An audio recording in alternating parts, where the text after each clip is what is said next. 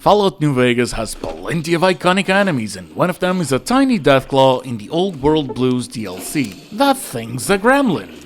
I'm not insulting it, it's rather cute.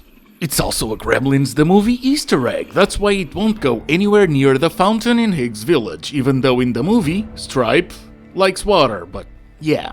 And all this cause a couple weeks ago I thought, what's a creature that would be fun to see if they can beat New Vegas, so I made a poll. Guess who won? And so, can you beat Fallout New Vegas using only Stripe, the tiny Deathclaw? A tickle to the brain and the weird dream later in the career now believes to be Billy. Even though Billy had Gizmo, not Stripe, whatever. Anyways, the stats we're gonna go with are 10 Charisma and Intelligence, 9 Endurance, 8 Perception, and 1 in Strength, Agility, and Luck. The skills I tagged were Lockpick, Science, and Speech, and as for the traits I went with Good-Natured and Wild Wasteland. The last one being cause it's the only way to trigger Stripe to show up. Oh, and please note that I shape my builds to what I want to do in the runs. So, they're not reflective of any character I mentioned. But speaking of which, I'm using the JIP Companions Command and Control mod that lets us force recruits anything, and I got Stripe by teleporting with console commands. And with the tiniest dinosaur of the Fallout franchise by my side and not remembering pretty much anything from the movie that inspired this thing to begin with, the journey begins. And for this one, there's only 3 simple rules. 1. I cannot go near water, cause Stripe the Deathclaw hates it, even though Stripe the Gremlin kinda loves it. I know. 2. Only Stripe can engage in combat, but I can tickle enemies to aggro them with my fists. And 3. I've got to beat the game, but I also have to clear Quarry Junction. Now, just to get it out of the way, Gremlins kinda also have another 2 rules. They kinda hate sunlight, well it kills them. Which is why we find Stripe in Higgs Village, but let's face it, bad lighting wouldn't have me doing any of us any favors. The other one is no feeding them after midnight, or else the cute little plushy looking Mogwai demon will turn into a gremlin, but Stripe's not one of those cute ones like Gizmo. He is not only already a gremlin, it's also their leader. So it's safe to assume that Stripe already had supper past its bedtime. Back to the run, and you're goddamn right I'm gonna go north.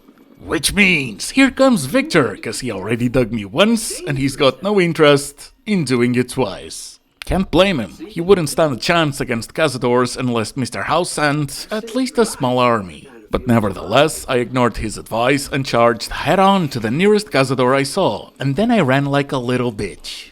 Sun Tzu probably said it better, but breathing is kinda cool. And truth is, I went into this run thinking it would be a race, and oh boy. There were some unforeseen consequences of having an imp doing all the heavy work. Trust me, you'll know what I'm talking about when you see it. 3 Cazadors later, and I forgot to bring a shovel. Could have gotten me Chance's knife to sell it later, but I can just come back. And then a Cazador got more obsessed with me than the average heavy-chested anime sidekick does for the main protagonist. Another 6 of these demons later and we reach level 2. I put the points into medicine so stimpaks can be more useful and took the Swift Learner perk, cause I'm not sure if Confirmed Bachelor, for example, extends to companions. I don't think so. And then Stripe died from the poison.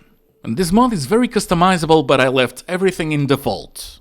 I have the option to use stimpaks on a companion during battle, but no option to revive them. That sounded fair, cause if he goes down during battle, I cannot fight back, which means I have to reload. Thing is, Stripe went down after the battle, so just like any other companion, he's just unconscious. And since I'm no longer in combat, he just does the thing of, hey, I'm back to full health. Fun fact.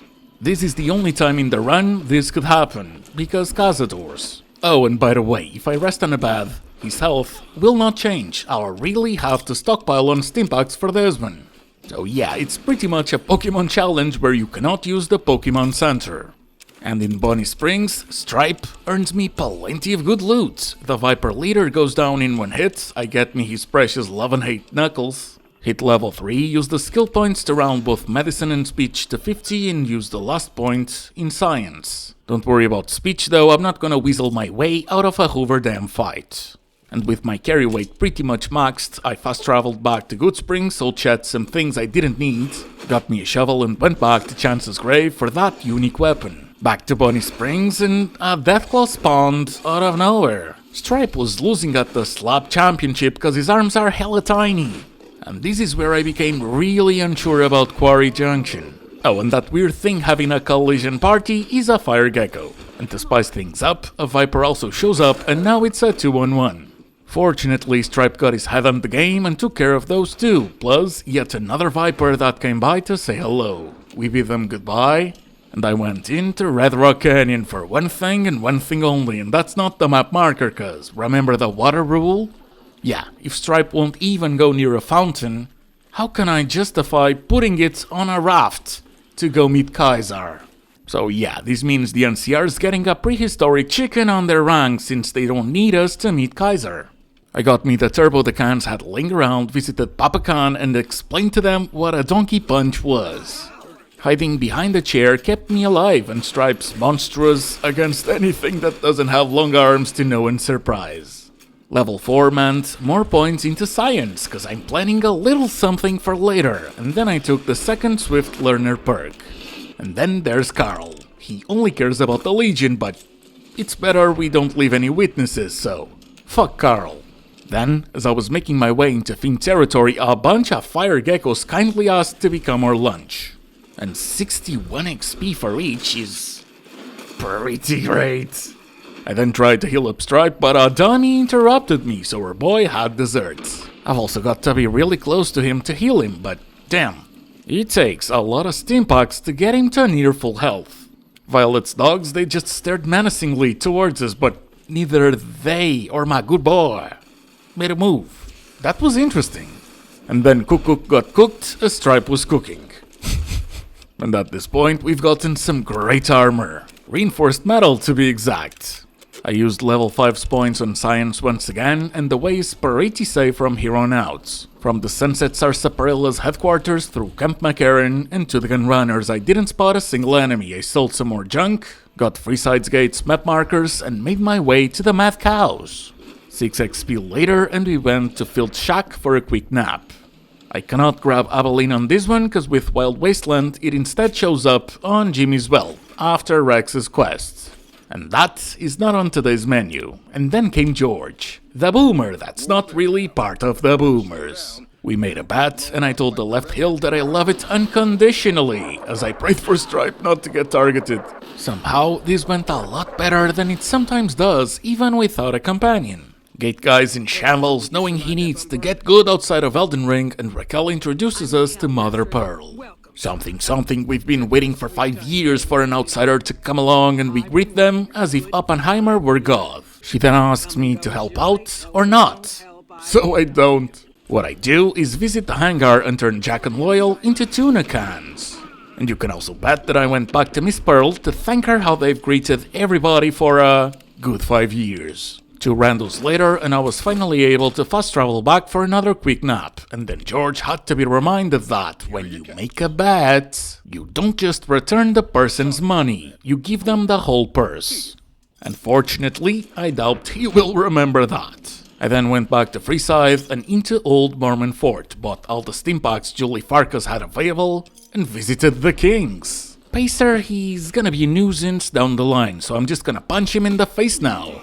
Stripe did his thing, and then I dipped. A thug then tried to mug me, but Old Ben took care of it before Stripe, cause my pet dinosaur doesn't like when Elvis impersonators are shooting at me. I thanked Old Ben, smirked at the perfect example of how squatters should be dealt with, passed the 2000 cap check, and Victor said, in Gamora, the greeters hell-bent on babysitting my weapons but allow Stripe to escort me. Bad move. I mean, not for me. We take care of the Omerta thug that has Zawara's club key, and I start looking for Big Sol.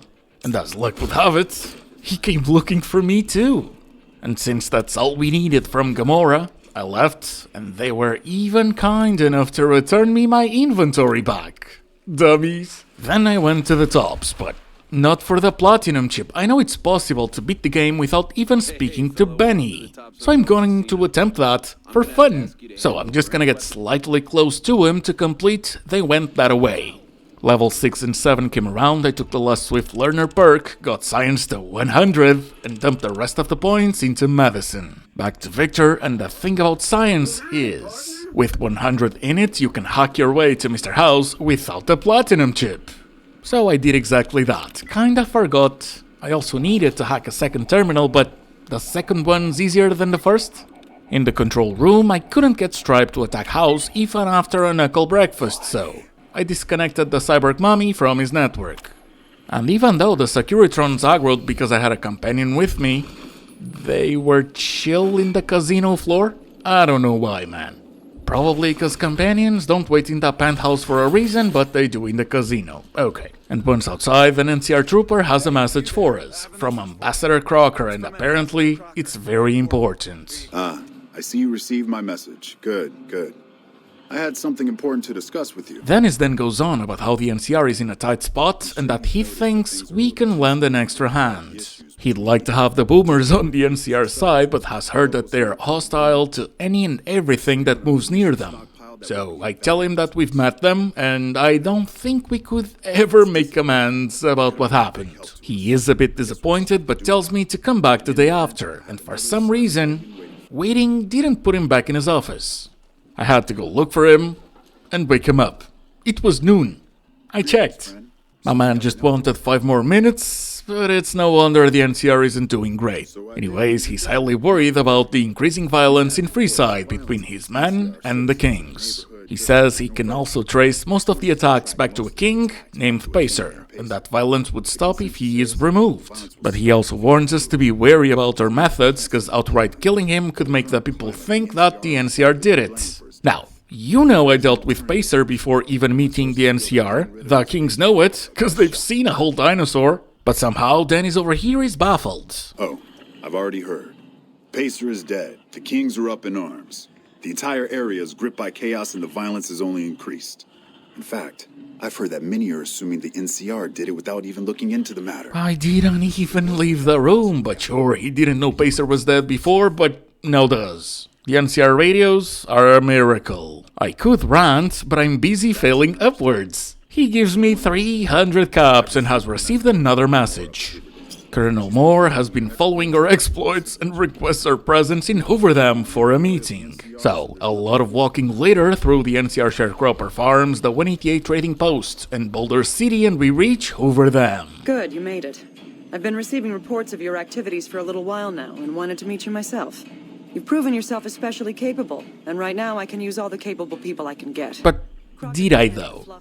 Anyways, she tasks me with annihilating the Great Khans, and I was ready to finally succeed on an NCR mission. But she's not having it. The option is not there.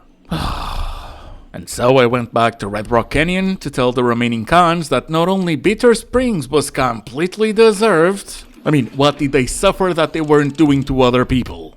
Oh, and I showed them that life could be oh so much worse. I then hit level 8, put the points into medicine, and took the toughness perk. And it was only after I finished the rest of the named Khans that the quest moved on. But what surprised me wasn't that, it included Jack and Diane. I just didn't expect Jerry the Punk to count towards it. Back to Cassandra, she's very happy, and the next task is to investigate the Omertas. And in dialogue, my only option is to fill a speech check of a lie telling her she has nothing to worry about. That's odd. But not as weird as her realizing, only now, that their activity has quieted down. She also mentions Mr. House and how someone has already conveniently dealt with him for the... You're welcome, Cassandra. Most importantly, she says our efforts have not gone unnoticed. And lets out that the NCR is planning on having the president himself come by to deliver a speech to boost the troops' morale. An extremely stupid idea. And that's why she tasks us with dealing with the Brotherhood as well. They are pretty much sworn enemies ever since the NCR drove them off Helios 1, but now some of their scouts have gone missing near it. And they suspect the Brotherhood is behind it. Level 9 comes around, they put the points into medicine again, go back to Good Springs where I buy all the stim packs that both Chat and Doc Mitchell have, and make my way towards Good Springs Cemetery. I visited the old apartment and went after the giant red scorpions that deserved the same fate as the early Cazadors. One scared the crap out of me, but we were fine. Next up, the abandoned shack. I know both Stripe the Deathclaw and Stripe the Gremlin love chicken legs, but best I can do is the doggy treat. It's a unique item that is completely useless, but hey, it was immersive for me. And then we reach Sloan, where Chomps warns us about the Deathclaws up north and tells us he'd turn back if he were me. So I point at Strife, then at Snuffles, and reminded them that yeah, he's not me. I'm also not gonna go to the quarry just yet, and speaking of Snuffles, oh, she's a cutie! I healed her leg and went on to the mess hall, where Miss Wilkins asks me about the tastiest thing I've ever eaten. But before I had time to compare the first 2 or 3 dishes that came to mind, she just kept ranting on how her answer is a Deathclaw omelette. I tell her we can have our picnic later, grabbed some NCR reputation from Chomps, and made my way to the Hidden Valley, and into the Centaur's Crater, where Stripe completely and utterly destroyed the placeholders for my favorite design of a Fallout creature ever. I love me the Sad Slug's design, it's creepy, I like horror that focus on creepy, mwah! But yeah, whole holotape with a password later, and it's time to introduce a can opener to the tin cans. Oh, and level 10 came about, medicine got up to 99, I took the second toughness perk, and Stripe kept on melting through my stim packs. After rushing down the corridor like an arrogant prick, I was gently reminded that the door locks behind me, and that Stripe is a slow bastard. So, with a passion of hating explosive colors on my neck, I reloaded, found the option to tell Stripe to get a move on, and play the ring the doorbell on a dude's helmet as I asked him if he wanted 5 guys for takeouts. Now, if you think the hard part is letting go in dead money, you should have seen the mind gymnastics I did for a solid 2 minutes as I looted way too much. And kept repairing equipment as if a set of power armor, a ghost rifle or a tri-laser beam would do anything for me. After coming back from the Lululand back to productivity hour, I went on to meet Paladin Ramos, who wasn't even aggroed. That was a bit funny to me. I mean, it's just ironic and makes you go, but still it put a smile on my face. And then Stripe put a Glasgow one on Ramos. And in the first floor, my only goal is to outrun the turrets, cause those things are ridiculous over here. And in the second, to offer a one-way ticket to the Starway to Heaven to everything that moved. And for some reason, the duality of luck decided to show me both of its extremes. In my first attempt, and as Stripe was being obliterated, so did I. But in the second one, the tiny pod beauty took care of the first part without issue. The scribes were easy, and the power armor bros had no chance in a one-on-one fight. Elder McNamara came in rushing and met his demise. That gave me the first of the 3 keycards. The head paladin, though, came after me in full force, as Stripe was being a goofball. 3 stimpaks wasted, and Hardin gets down in 1 hit, and that granted me the second keycard. And Taggart didn't really put up a fight for the third. I used them to generate a password for the self-destruct sequence, engaged that protocol, and ran. I'm sure Kaiser would have loved to know the ground was shaking, but it's time to try our luck in Quarry Junction. I took a quick nap in Sloan, healed up the beasts, and made my way to the hardest marked location in the map. And if you're wondering about the Deathclaw promontory, that one's both unmarked and I needed to swim. So, not with Stripe, I won't. The first couple Deathclaws were kind of funny. Stripe bitch slapped the first one into a stagger, I had to jump to run away from the second one, and you know what happened. What you've got no clue is what's about to happen, but here's a little showcase right when another 2 showed up. One goes down easily, and the other makes use of its long arms, pretty much just staggering and playing with Stripe. If you thought this was about to be a matter of skill, oh my friends, so did I. But no, both the Alpha Deathclaw and the Deathclaw Mother will be nothing short of RNG and luck. Both of us died countless times to the Alpha, and the quick save I had gave me like 2 to 3 seconds to think of a strategy. First, I tried to find a high place, but Stripe wasn't being able to counterattack properly. This went on for a bit. Especially because I decided to position myself on some rocks, thinking it would make it impossible for them to reach me. It wasn't. And the Alpha and his regular Deathclaw buddy were just staggering Stripe. A funny collision bug sent our hero flying, and he landed not on an invisible wall, but on an invisible ceiling? Anyways, in around the I don't even know number attempt, but around 10th, I assume, the regular Deathclaw goes down. And the strategy is now to heal up Stripe and... wait. That's it. So I managed to get him to full health, he gets staggered and cornered. But this time, not only was he not stuck on the rocks, but the Alpha decided to jog for a bit. And when they clashed, Stripe taught him how to moonsault. I quick saved and we did it. Except the Deathclaw mother beat the shit out of me, so... I had to go over a couple more tries until Stripe managed to take care of the Alpha again. And in terms of steam packs, I've got none. So before engaging with the mother, I went to the 188 trading post, sold some junk, and then went to the New Vegas medical clinic, where Dr. Uzanagi sold me all of her steam packs. Back to the quarry, and the Deathclaw mother came to me. Darn it. The next attempts kinda sucked too, but eventually Stripe did manage to what I thought was a knockback the mother down, beat the hell out of the youngins. But he actually took her down easily in that hit. Nice, so I got the eggs for Yaz, the mini nuke as memorabilia, and went on to have a wonderful breakfast. I can't believe you actually got one. This is incredibly good. Here's your omelet, and the recipe if you ever want to make your own. It takes a bit of skill to get it tasting right. Back to Colonel Cassandra Moore, I tell her that the Brotherhood celebrated the 4th courier style, and she tells us that President Kimball will soon be arriving to give his speech, that we should go speak to Ranger Grant and assure the safety of the NCR president. The Ranger assures us the president is arriving shortly, and ladies and gentlemen, pets and plants, hydrate yourselves, cause an unidentified blunder of the century is about to happen. So, it's been a while since I helped Kimball, but here I am expecting to see a helicopter in the distance, trying to figure out what to do, where to go, scanning the area, and suddenly, Private Jensen is shooting?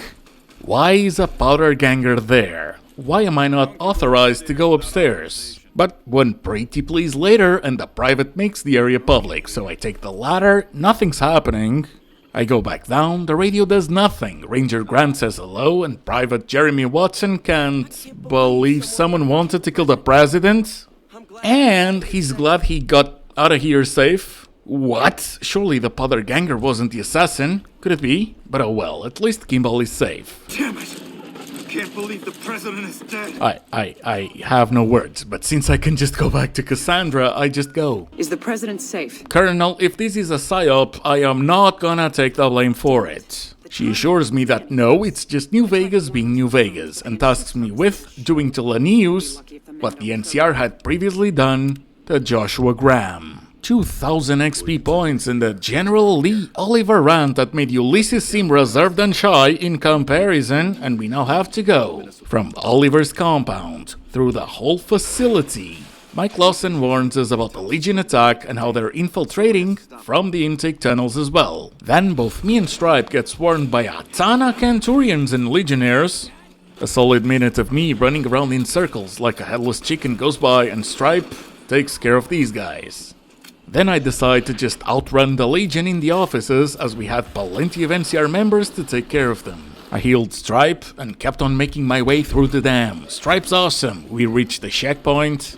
Level 13 came around. I put points into speech even though I won't use it in the Legates camp, and in the east side of the dam, an NCR Ranger veteran commander tells me his squadron has been assigned to make sure I make it to Lanius. I use a speech check to tell him to start staring, and to start shooting, he complains about having to partake in combat, as if me and Stripe owed the NCR anything to begin with. I'm a merc, a courier, one that just so happened to side with them. But moving on and back to jogging, and we easily reach the Legates camp. Stripe takes care of a couple more guys, I give him some stim packs, and then Stripe must have been hungry or something. Cause out of nowhere, he pulled the necessary repair skills to open the mongrel's gate and had lunch. Okay. And when I reached Lanius, he was being attacked by a couple NCR members. I threw in a little tickle cause Lanius wasn't aggroed. And so Stripe had his final test. The Legate, who akin to the bigger Deathclaws and due to the Blade of the East was easily staggering him, even knocking him down once. But one hit from Stripe and the Legate did that little de-aggro bit he does where he goes for a little walk just to cool off, only to then come back as angry as ever. So I healed Stripe, only to see those steam packs getting wasted as he got stuck on some stairs in the middle of taking care of a douchebag with a power fist. Fortunately, the return of Linnaeus gave Stripe a very much needed pathing change. 2 super slaps later and the Legate's down. I take his mask as a trophy, put it on, and watch Stripe decimate the rest of the camp. And so, can you beat Fallout New Vegas using only Stripe? Yes, you can, but given the choice, I would pick Roar instead.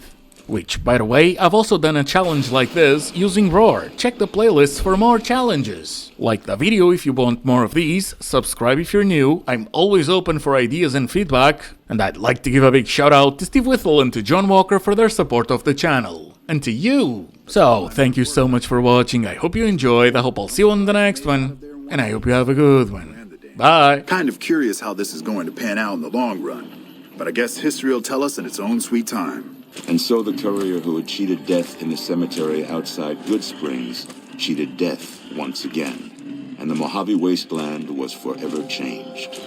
The new California Republic celebrated its second victory at Hoover Dam, establishing definitive control over the entire Mojave Wasteland. Soon after, they negotiated terms to annex the Strip, Freeside, and many surrounding communities. The Mojave Wasteland, at long last, had entirely fallen under the NCR's banner. Though the courier's agenda was debated by many, he was honored by NCR for his support of the military at Hoover Dam. He was presented with the Golden Branch, the highest civilian decoration given by the Republic. Without organized leadership, the remaining boomers slowly drifted away, leaving Nellis Air Force Base to be flooded by prospectors and scavengers. All of the boomers' accumulated knowledge quickly scattered, and their existence slowly faded from memory. Buried beneath tons of rubble, the Mojave chapter of the Brotherhood of Steel was no more.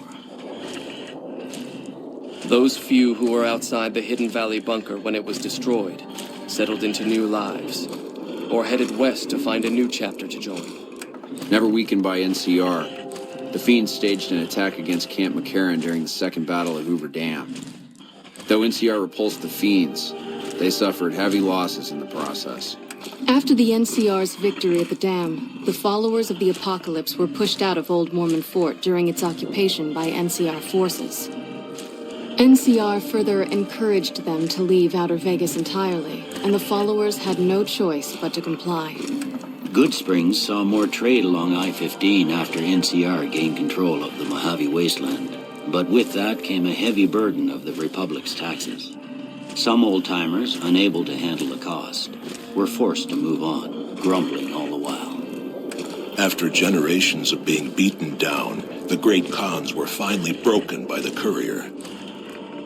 Those few who avoided the courier's wrath moved north into the wilderness of Idaho, where they tried once more to rebuild. As the NCR moved to secure the region, the occupation of Freeside proved especially problematic. Things remained tense due to numerous incidents, though the Kings were still in nominal control of the area. Armed with a wide array of improvised explosives and stolen weapons, the Vault 19 powder gang tormented the Mojave Wasteland for years. Citizens of the NCR were favorite targets, and they always suffered the worst fates. And so the courier's road came to an end, for now. In the new world of the Mojave Wasteland, fighting continued, blood was spilled, and many lived and died just as they had in the old world. Because war never changes.